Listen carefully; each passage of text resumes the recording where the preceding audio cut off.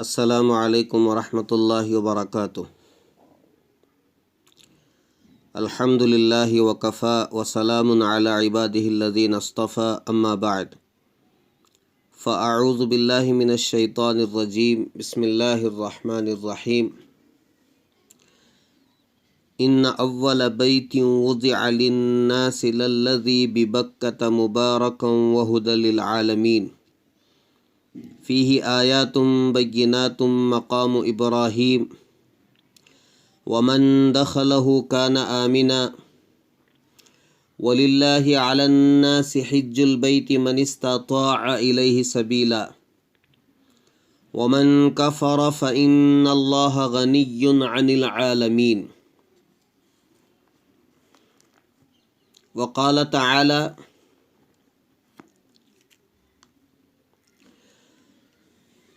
رب هب لي من الصالحين فبشرناه بغلام حليم فلما بلغ معه السعي قال يا بني إني أرى في المنام أني أذبحك فانظر ماذا ترى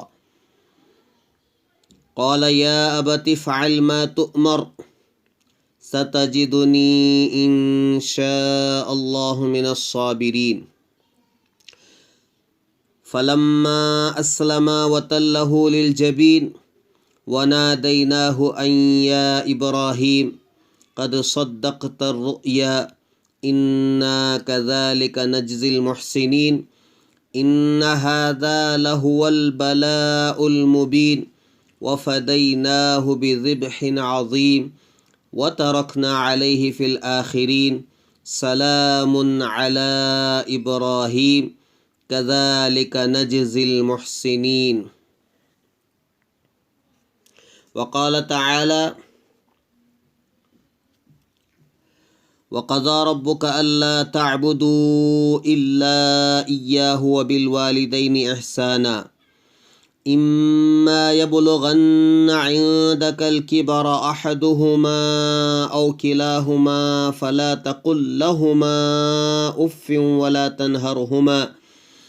ولا تنهرهما وقل لهما قولا كريما واخفض لهما جناح الذل من الرحمة وقل رب ارحمهما كما ربياني صغيرا۔ سبحان ربك رب العزة عما يصفون وسلام على المرسلين والحمد لله رب العالمين۔ عزیز طلباء، اس وقت میں نے الگ الگ جگہ سے قرآن مجید کی آیتیں پڑھی ہیں۔ 3 جگہ سے میں نے قرآن مجید کی آیتیں پڑھی ہیں۔ آج کی اس محفل میں، اس مجلس میں، اس نشست میں، اس ملاقات میں انشاءاللہ ان 3 باتوں پر ہم بات کریں گے۔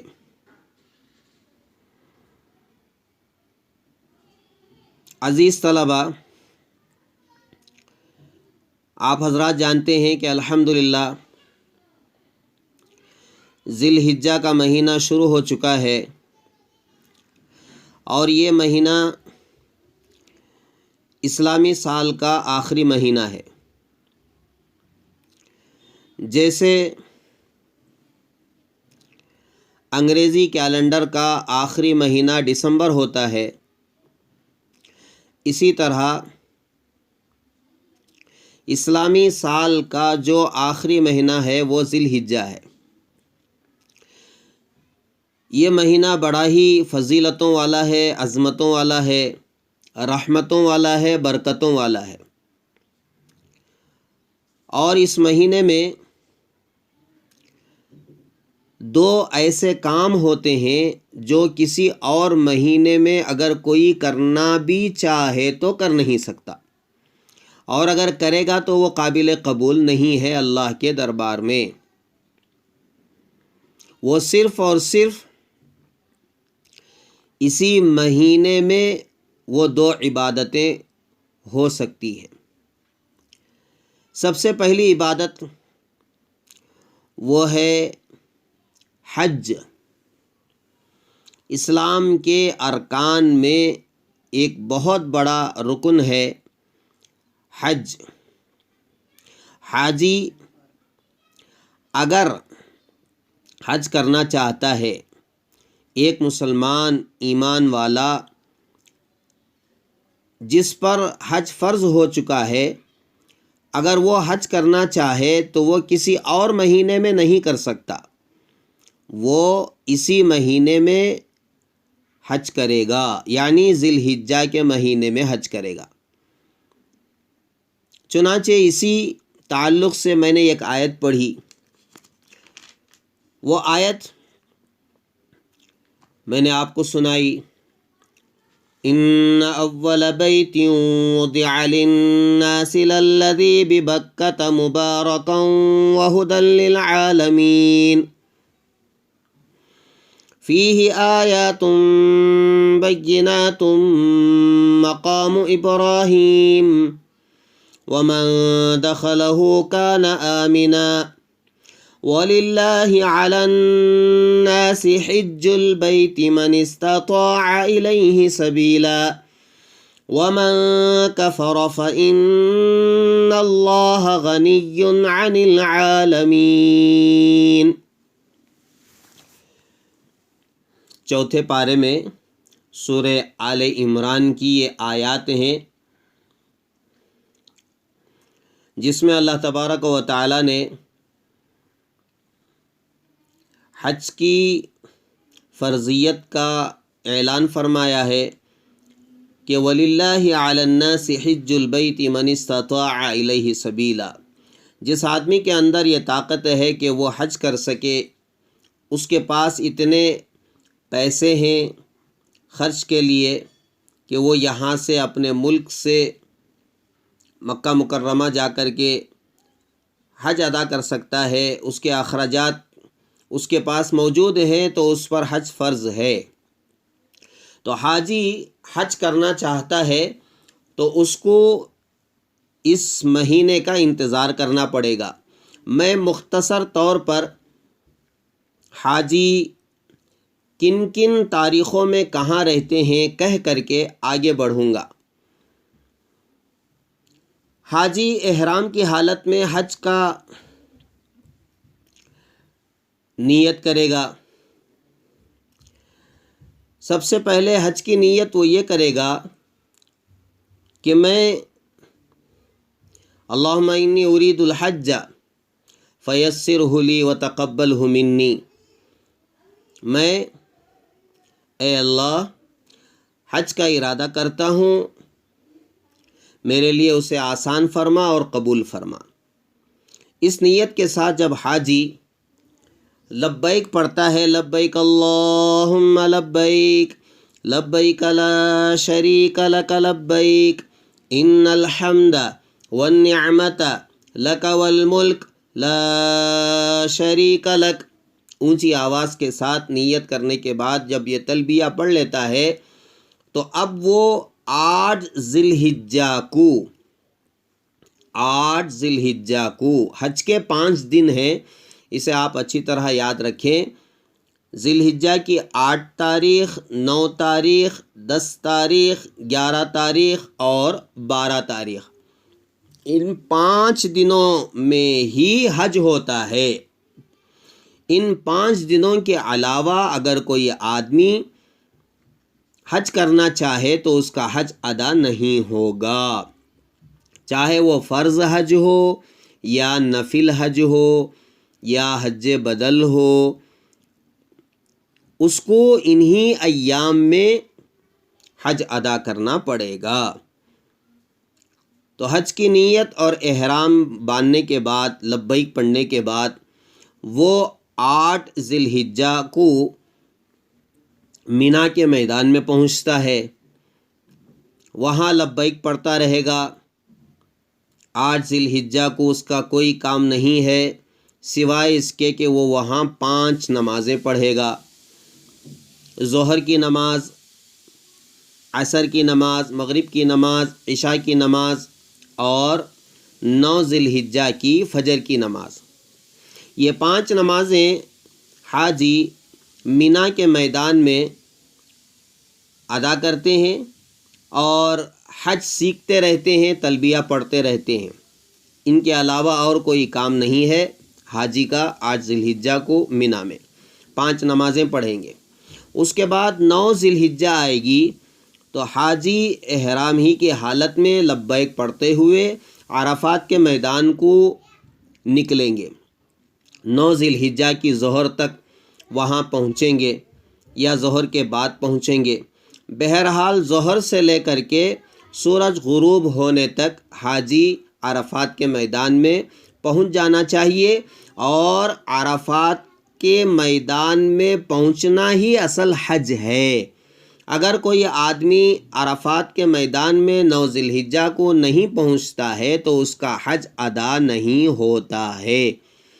تو احرام کی حالت میں حج کی نیت کے ساتھ 9 ذی الحجہ کو عرفات کے میدان میں حاجی کو جانا ضروری ہے۔ اب وہ وہاں کیا کریں گے؟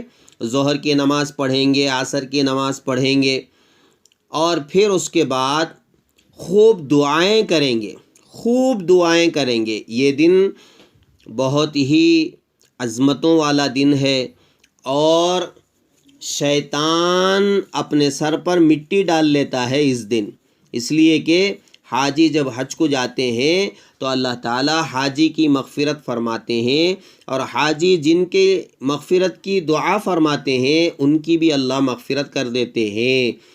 تو پوری زندگی جو شیطان گناہ کراتا ہے، اللہ تعالیٰ اپنے فضل و کرم سے حاجی کی مغفرت فرما دیتے ہیں، اس لیے کہ اللہ کے رسول علیہ السلام نے دعا فرمائی ہے کہ یا اللہ حاجی کی بھی مغفرت فرما، اور حاجی جن کی مغفرت کی دعا کرے ان کی بھی مغفرت فرما۔ تو اللہ کے رسول علیہ السلام کی دعا کے طفیل حاجی کی بھی مغفرت ہو جاتی ہے، اس لیے شیطان اپنے سر پر مٹی ڈال لیتا ہے۔ تو عرفات کے میدان میں اللہ تبارک و تعالی حاجیوں کی دعائیں قبول فرماتے ہیں۔ تو حاجی عرفات کے میدان میں ظہر سے لے کر مغرب تک وہاں رہتے ہیں، نماز پڑھتے ہیں، دعائیں کرتے ہیں، خوب اللہ تعالیٰ سے گڑ گڑاتے ہیں، اپنی دنیا اور آخرت مانگ کر کے اللہ کو راضی کرنے کی کوشش کرتے ہیں۔ پھر حاجی مغرب میں جب سورج غروب ہو جاتا ہے تو وہاں سے بغیر مغرب کی نماز پڑھے مزدلفہ کے میدان کو نکلتے ہیں، لبیک پڑھتے ہوئے، اللہم لبیک لبیک لا شریک لک لبیک ان الحمد والنعمت لک والملک لا شریک لک لبیک اللہم لبیک لبیک لا شریک لک لبیک ان الحمد والنعمت لک والملک لا شریک لک۔ تو حاجی لبیک پڑھتے ہوئے وہاں سے مزدلفہ کے میدان کو جاتے ہیں، اور وہاں پہنچ کر کے عشاء کے وقت میں مغرب اور عشاء کی نماز دونوں ملا کر کے پڑھتے ہیں، اور پوری رات وہاں رات گزارتے ہیں۔ شیطان کو کنکریاں مارنے کے لیے وہاں کنکریاں چن لیتے ہیں، پوری رات اللہ کی عبادت میں لگاتے ہیں، آرام کرتے ہیں، کچھ کھا پی لیتے ہیں۔ تو رات وہاں گزارنے کے بعد فجر کی نماز پڑھ کر کے سورج طلوع ہونے تک وہاں رہتے ہیں، اور سورج طلوع ہونے کے بعد حاجی 10 ذی الحجہ ہے آج، گویا مسلمانوں کی عید کا دن ہے، عید الاضحیٰ کا دن ہے، لیکن حاجیوں کے لیے عید کی نماز نہیں ہے۔ پوری دنیا میں عید کی نماز ہوتی ہے اس دن، لیکن حاجیوں کے لیے عید کی نماز نہیں ہے، ان کے لیے الگ عمل ہے۔ اب وہ عمل کیا ہے؟ وہ مینا سے مزدلفہ سے نکل کر کے مینا کے میدان کو پہنچتے ہیں، اور وہاں جا کر کے سب سے پہلا عمل یہ ہوتا ہے حاجی کا کہ وہ بڑے شیطان کو 7 کنکریاں ماریں۔ بڑے شیطان کو، صرف ایک شیطان کو، چھوٹے اور درمیانی شیطان کو نہیں ماریں گے، بڑے شیطان کو 7 کنکریاں ماریں گے۔ کنکریاں مارنے کے بعد حاجی قربانی کرتے ہیں، قربانی کرنے کے بعد سر کے بال نکالتے ہیں، سر کے بال نکال کر کے غسل وغیرہ کر کے معمولی کپڑوں کے ساتھ، جیسے عام دنوں میں کپڑے پہنتے ہیں ان کپڑوں کے ساتھ حاجی اب جو عمل ہے وہ ہے طواف زیارت کا۔ طواف زیارت کے لیے مینا سے مکہ مکرمہ جاتے ہیں اور وہاں جا کر کے طواف زیارت کرتے ہیں۔ 7 چکروں کا نام طواف ہے، تو اس طواف میں سعی بھی ہے، صفا مروہ کے درمیان سعی کرتے ہیں، 7 مرتبہ دوڑ لگاتے ہیں۔ پھر اس کے بعد حاجی واپس مینا کو آ جاتے ہیں۔ 10 ذی الحجہ کا یہ عمل ہے کہ حاجی 10 ذی الحجہ کو بڑے شیطان کو کنکریاں مارتے ہیں، قربانی کرتے ہیں، سر کے بال نکالتے ہیں۔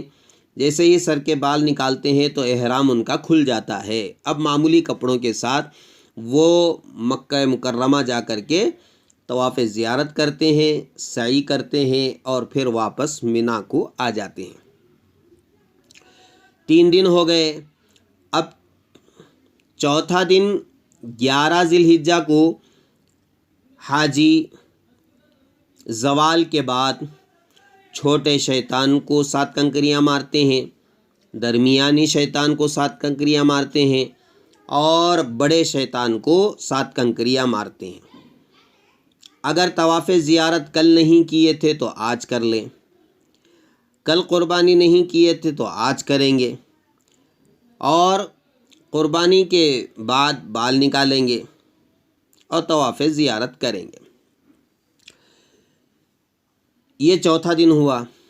5واں دن ہے 12 ذی الحجہ کی 12 تاریخ۔ تو آج بھی وہی عمل ہے کہ زوال کے بعد چھوٹے شیطان کو، درمیانی شیطان کو اور بڑے شیطان کو رمی جمرات جس کو کہتے ہیں، جمرات کی رمی کرنا جس کو ہم شیطان کو کنکریاں مارنا کہتے ہیں، اس طرح 21 کنکریاں 7 7 7 کر کے 21 کنکریاں مار کر کے ان کا عمل یہاں ختم ہو جاتا ہے، وہ مکے کے لیے روانہ ہو جاتے ہیں۔ اگر کوئی طواف زیارت کل نہیں کیا تھا تو وہ آج کر لے، یعنی 12 ذی الحجہ کی مغرب تک، سورج غروب ہونے سے پہلے طواف زیارت اس کو کر لینا چاہیے۔ تو اس طرح حاجی حج ادا کرتے ہیں 8 ذی الحجہ سے لے کر کے 12 ذی الحجہ تک۔